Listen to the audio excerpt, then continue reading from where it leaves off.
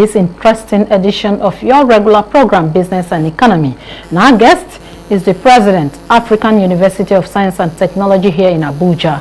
And he is no other person than Professor Azikiwe Peter Onwalu. And he is taking a look on how science and technology can help to develop the global economy through artificial intelligence that can stimulate the various sectors of the economy, especially that of Nigeria, and probably create wealth. Prof, you are welcome to the program, sir. Thank you. All right. The science and technology has been identified as the engine room to revolutionize the global economy. How do you agree or otherwise to this assertion? Yes, I cannot agree less with that assertion, because everything we do in life, originally things were done manually by human beings when we were not living in cities, when nobody was connected to any other person beyond your immediate vicinity. But with urbanization and living in cities and civilization, we found that we are now living in communities. Things are now needed en masse. Before there was no electricity, before people were not producing things in large quantities. But now there is need for these things to be produced in large quantities. There is need for electricity, there is need for mass transit, there is need for people to fly to America, to Japan. These are not things that can be dealt with our traditional systems. And so that is why science and technology came to be, in order to drive innovations that can lead to manufacturing, that can lead to development of infrastructure. Everything we use today, water, electricity, transportation, even this studio, you can see elements of science and technology, because all the gadgets, all the things that you are using are all products of science and technology. And so science and technology have come to stay as tools that are used to develop societies, to make life easier. In those days, for me to come to your studio, I would have walked for 2-3 hours. When I left my house like 5 minutes ago and climbed this very high hill without sweating because there is a car. So these are all products of science and technology. And the only way the world can continue to invent things and make life easier is for us to drive the frontiers of knowledge in such a way that we'll continue to develop science, continue to understand science, move science from science to technology, and then with engineering skills, we can now develop innovations. So that as time goes on, new products, new ideas, new things are brought to the market, and it makes life easier. In making life easier, of course, that creates wealth, because there are, for example, there are many products you see in the market today that were not there before. They came to be because there are people working behind the scenes. These are the scientists and the technologists coming up with new ways of doing innovations. And that's what we call innovation. Anytime you think of a better way of doing things in such a way that it can do things better than what was existing, either making it more efficient or bringing in money into a business, that's innovation. And that is what science, technology, and innovation is all about. And this needs to be entrenched in people, especially in educational institutions such as ours, so that by the time people leave the universities or higher educational institutions, they're equipped with the kind of knowledge that one requires to be able to be an innovator in whatever you are doing, whether you are a lawyer or you are a medical doctor or whatever you are. The idea of innovation, the idea of science and technology is that you will always be doing things in better ways. Before, for example, in the health sector, we know that if you are sick to some extent, they will have to cut open your body. Today, there are non-invasive surgeries, that things like lasers that can be used without cutting your body, without blood flowing. And laser technology came out of science. From science, it moved to technology, and now we have innovations in everywhere. They can scan your body. Before, they will have to open your body and take a sample. Now they can scan your body and find out what exactly is wrong with you. And they can even do the surgery without cutting anywhere. So these are all spheres of innovation that can cut across all sectors of the economy. And I believe that as training institutions, we have the responsibility to make sure that people are given this knowledge. The interesting thing is that these things are changing. So those of us, I was in the university between 1977 and 1982 as an undergraduate. There was nothing like artificial intelligence. Not at all. So the technology innovation is an ongoing thing, and so it's also important that we continue to, as we are developing this knowledge, we continue to train people, we continue to make people to be aware. Otherwise, you can be practicing journalism, for example, without knowing that there are things that can be done. You can stay here in Abuja and monitor news or something happening in Ukraine other countries of the world. If you have access to technology. And artificial intelligence has even come to be an idea that will change the world. It's already changing the world to the extent that anywhere you are today, you have an artificial intelligence. Anything you are doing, there is AI at the background listening to what you are doing. And you can even ask AI to give you a summary of what has happened. So it has come to stay, and my hope and belief is that Africa will not lose out again. And I say again because we've had different industrial revolutions. We've had the first one, second one, third one. We are now in the fourth industrial revolution. And Africa has lost out in the first, second, and third. The fourth one is ongoing now, and I hope and believe that we should not be left behind.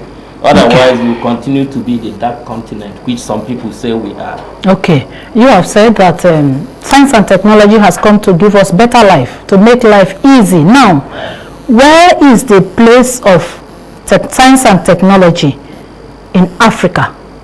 Or let me put it this way. Where is the position of Africa in this technological age vis-a-vis the other continents of the world? Yes, unfortunately, and I have to be honest with myself, I have to be honest in this discussion. Unfortunately, we are at the level of consumption. Everything about science and technology, not everything, but most things about science and technology, Africa is at the level of consumption. Look at this beautiful studio. If you count all the technological things that we are using, you find that 80-90% of them are brought in from somewhere. Some people somewhere produce them and we bought. So we are kind of consuming everywhere, except probably the food. But even the food we eat, the production of the food is done by some inputs, improved seeds, fertilizer. Even when you produce the food, you need to convey it from that farm to somewhere. Or you will notice that most of the technological aids that are used to do all these things in all sectors are not produced in this country, and they are brought in from wherever they were produced. So I would say that Africa has not done well. We are lagging behind. We seem to be at the level of consumption. It's interesting. You hear people talk about Nigeria, for example, that any technological invention that comes out anywhere in the world, the following week or following month is in Nigeria. I don't know if you are aware that people talk about electric vehicles, autonomous vehicles, vehicles that move without drivers. I don't know if you are aware that already in Abuja here. I'm aware. And I ask myself, why are we like this? We are just waiting. Once something comes, we buy. We are consuming. What are we putting to the table? So, the answer to your question is that we are still very, very, if you like, we are lagging behind in the area of development of science and technology. We are mostly consuming. Even in that consumption, we are not even, of course, because science and technology products are expensive, and so only the rich can have access to the products of science and technology. And so we need to do something to move from where we are now in Africa, where we are just consuming, and we are not able to maximize all the benefits of science and technology because of our inability to produce, inability to understand technology, and also now produce those things that we require. And now that we're talking about AI, that is artificial intelligence, for the benefits of those that are following us, some of them would want to understand better what artificial intelligence is all about. Can you bring us to the understanding? Yes, I will try to break it down so that, you know, let's leave the science or the high level one. Let's go to AI. If you have a child, how does your child, ask yourself, how does your child begin to talk and begin to know that when he's pressed, he has to go to the toilet? You keep talking, you keep repeating.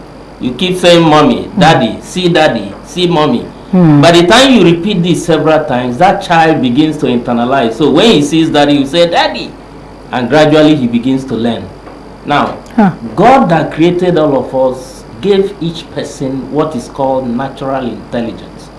And as parents, we begin to train our children to develop that natural intelligence, which is processed in our brain. But for the brain to process that natural intelligence, God has given us sensors like the eyes, the ears, the skin. If I'm here now and this place becomes too hot, my skin will sense it and send a message to my brain. Leave here, maybe there is fire. And I will move. So that is the brain processing natural intelligence. And when there is danger, the brain tells other organs. If it's the leg, it tells the leg, move, leave this place. Okay? If it is something that you need to speak, if a car is approaching you and the brain will process that the car will hit you and kill you. So you run away. So you process it in your brain and you run away or leave that place. Now, machines are not created God created us as human beings and gave us natural intelligence. But machines are created by man. And so they don't have intelligence. Any natural intelligence it will just stay there. So now technology, science and technology now decided to teach machines how to do those things that human beings do. So the machine is now coded to learn. If it is to open your mouth, you teach the machine over and over again. After a while, the machine now learns. Now, that learning that the machine has learned, if you now ask the machine to open its mouth, it will open because it has learned. Because that intelligence is not coming from the brain of the machine, because the machine has no natural brain. So it's now say it's artificial intelligence. So machine can repeat, especially repetitive things. Move 1 inch, it will move 1 inch. Move 1 inch backwards, it will move backwards. And once it learns it, anytime you press it, it will do that repeatedly, even if you want it to do it 1 million times. Okay. But that intelligence is artificial because you have taught it how to do it. And then it's also artificial because you have to write a code, a program that is running at the back end of the machine to always tell the machine what to do. So by itself, the machine has no intelligence. If you have, for example, the driverless car, the car that has no driver, there is no human being telling it where to go. But then it will have some programs running behind, and then cameras that are looking, and the cameras will pick information. And then today we have satellite technology, and so the satellite can even be looking at the car and seeing where it's going, and then process that information and tell the car when to move right, when to move left, depending on where you told the program that you are going, just like our Google Maps work. Now, there is a program at the back. That program is done through programming. You hear people talk about computer, just a set of codes, you know, lines of code, and we say people must learn coding. So these things are written, and then they process, especially when there are sensors, they get information, process the information, and then direct the machine on what to do. And that is why today you have robots that can do surgeries, you have robots that can drive cars, but they don't have brain like God has given us. But we human beings have written code embedded in these machines, and so anything you ask them, they can respond. For example, if you have a computer before you now, and you are in the proper app, and you tell the computer, you ask the computer, where am I now? The computer will respond, you are in ASO Radio. Because it has been programmed at the back end to sense, where am I? And then it checks the program and finds out that it's in a location, which means there is a technology behind it called GPS, or geographical positioning system. So it will ask, and it will get the information, and it will reply. And you hear a voice telling you, I am in ASO Radio Abuja. It's not a human being. So that intelligence is what? It's artificial. Because somebody has coded it to respond. And you will ask me, how can these things now happen in such a way that they can be like human beings? Of course. Computers are very fast.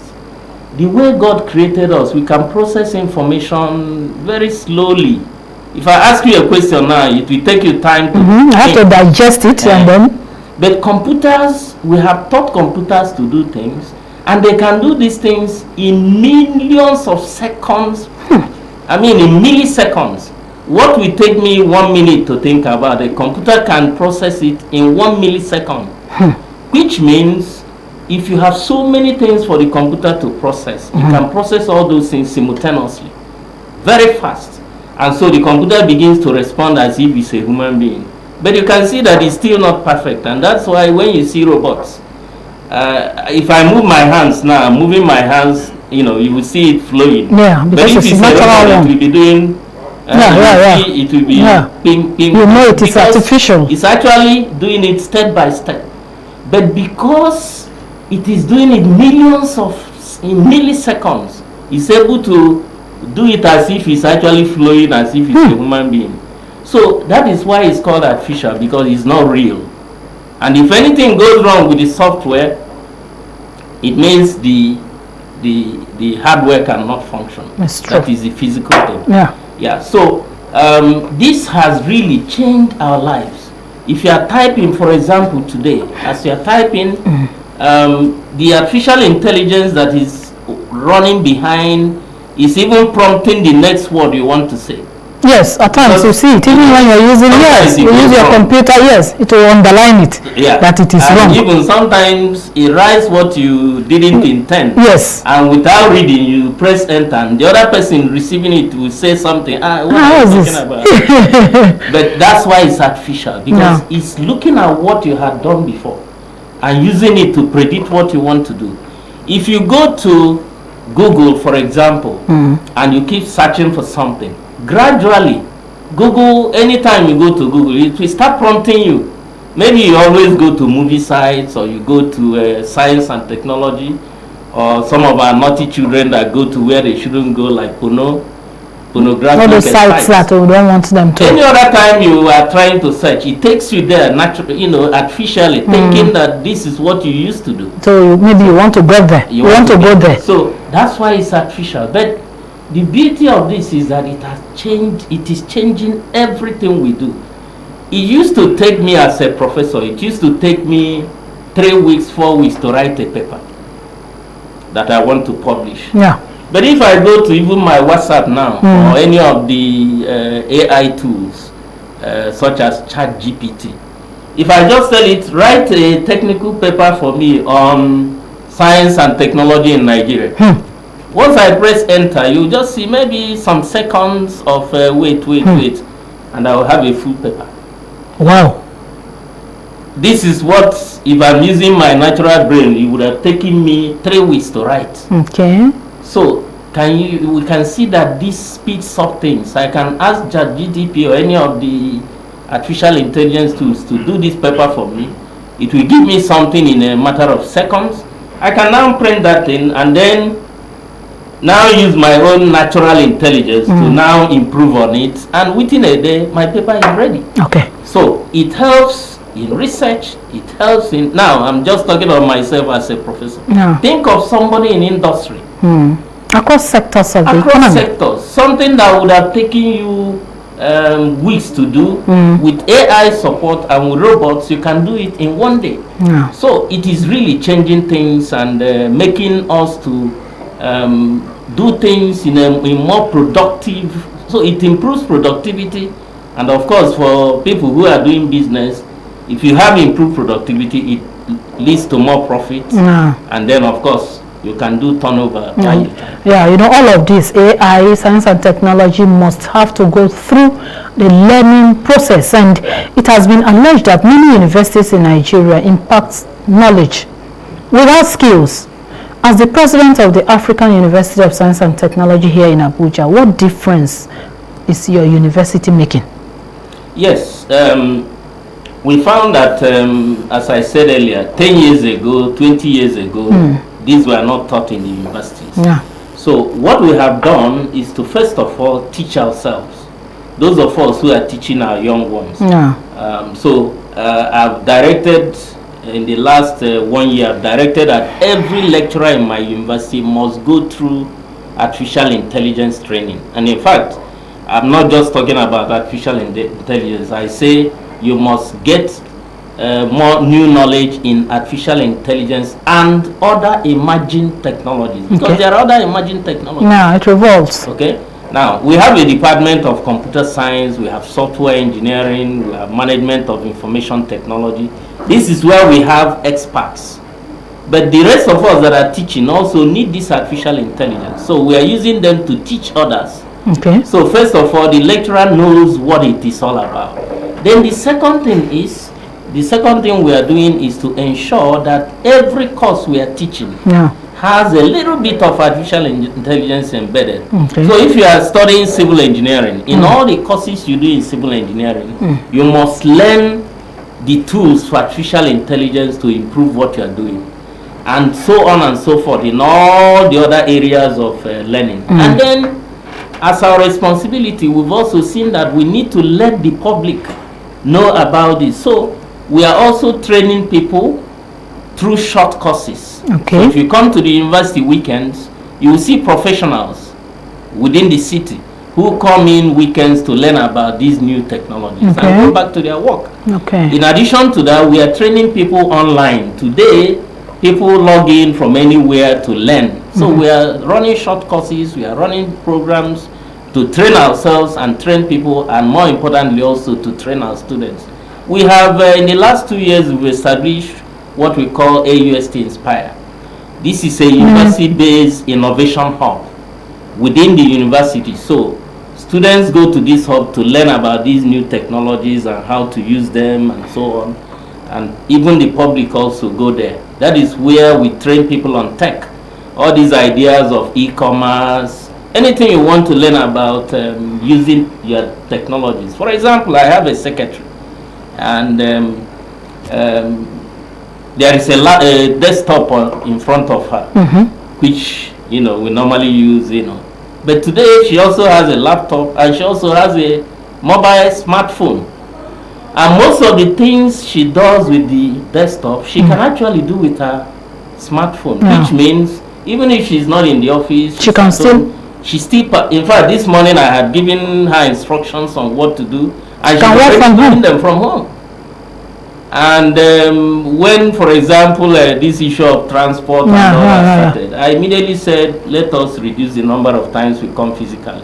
So since you can use artificial intelligence and technology to work, we have introduced all this into our curriculum.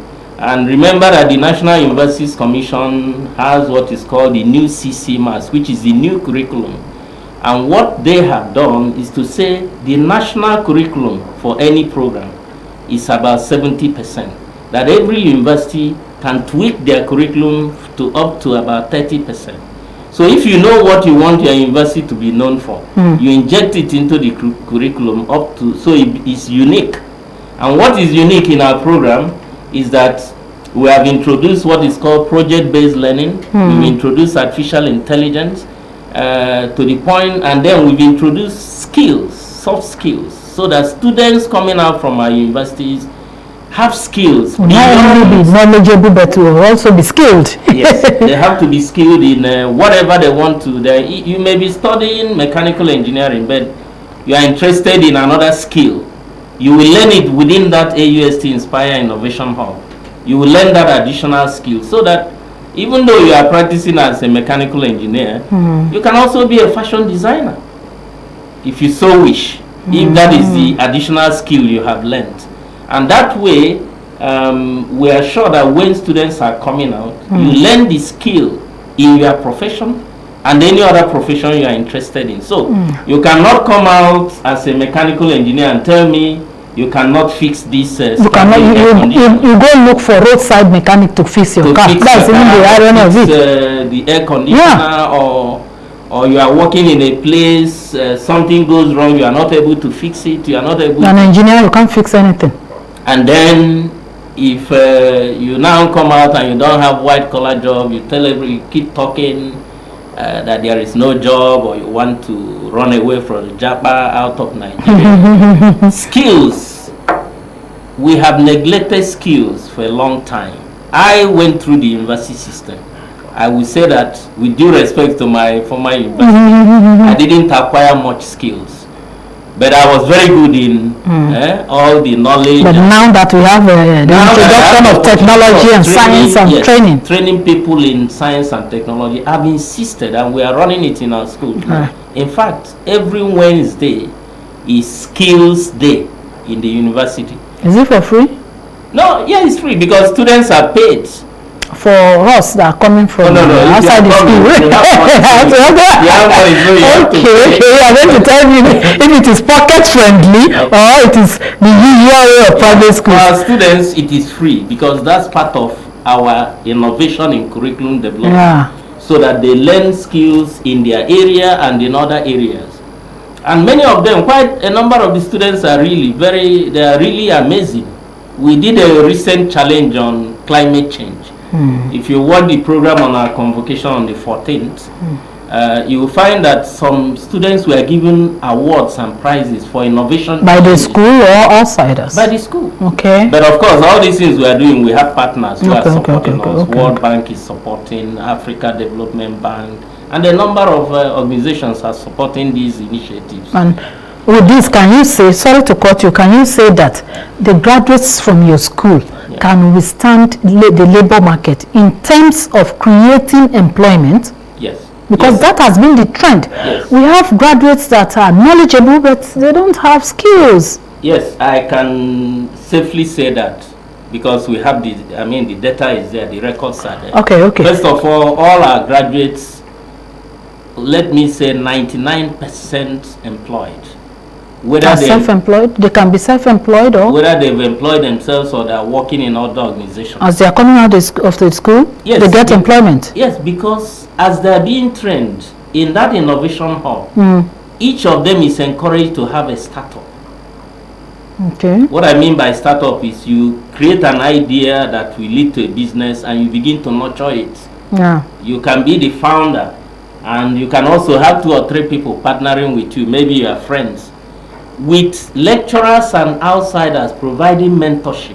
Okay. So a student comes in 100 level, he starts with ideation. By 200 level, he's at least before the idea. By the time he gets to 300 level, he's already doing business with that startup. So when he graduates, he's already running a business.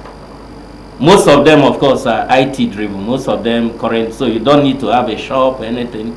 You know what they do today. If you go to people's sites, you see they're even selling things. So many of them create ideas. If it's something that requires a product, they now do.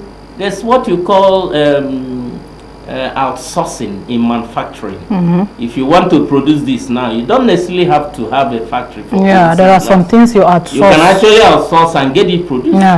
So many of them actually, especially at the master's and postgraduate level, many of them have their startups even before they leave the university. Okay. And which means that as they are leaving, remember the Innovation Hub also has what we call incubatees. That is, if your business is still being incubated, we admit you in the Innovation Hub as just like we incubate eggs. So even when they graduate and they want to remain in the incubation hub, they can stay there. We give them space, free. For free. And they keep running their business on the business hatches, and then is able to go into the open market. I will come back to you at the end of before the end of the program, how you are going to incubate us and those that are interested in acquiring science and technology, particularly the AI. But with your students' enrollment on the increase, infrastructure becomes a major challenge. What plans do you have to overcome all of these challenges? Yes, we are very mindful of that. We have a strategic plan which is guiding us on development of infrastructure. Of course, the major challenge is the costs of developing infrastructure, starting from power, water, buildings,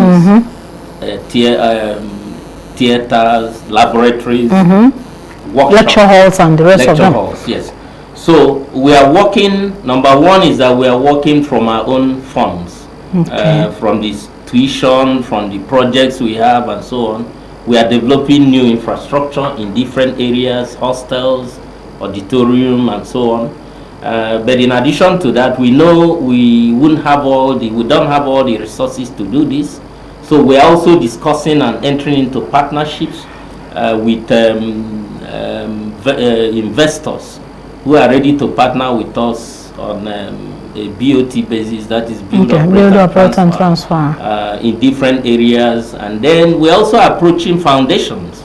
There are quite a number of foundations within the country and outside the country who are working in the area of supporting higher educational institutions to develop this infrastructure. So we are working on this seriously, and we are developing our infrastructure. All right, I went through your curriculum, the university curriculum, and it indicated that your courses are limited. You have a number of a few courses and being presently offered. Any plans to accredit more courses into the university curriculum?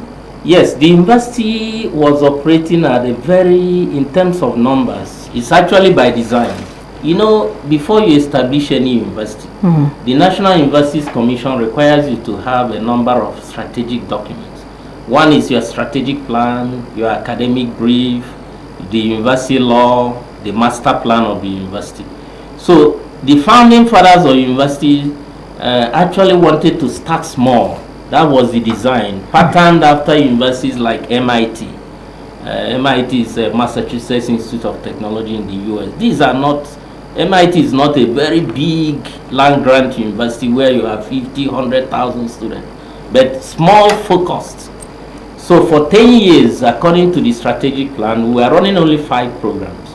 But after the 10th anniversary, as according to the strategic plan, the next thing was to expand, and so we started the expansion process. Today, we have, from that 5 programs, today we have about 24 programs, PhD, masters, and now we have undergraduates.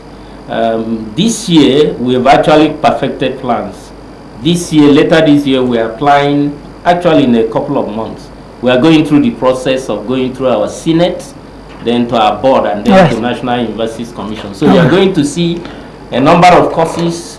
In fact, we are discussing artificial intelligence.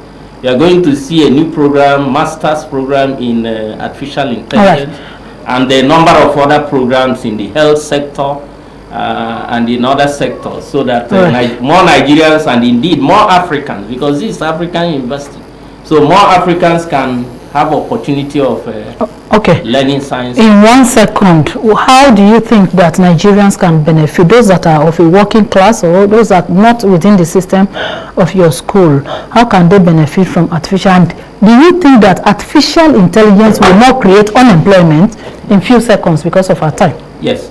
Currently, we are running short courses. So Nigerians that are outside the university system can apply to those short courses. We call them continuing professional development programs. They are usually run weekends and sometimes online or hybrid.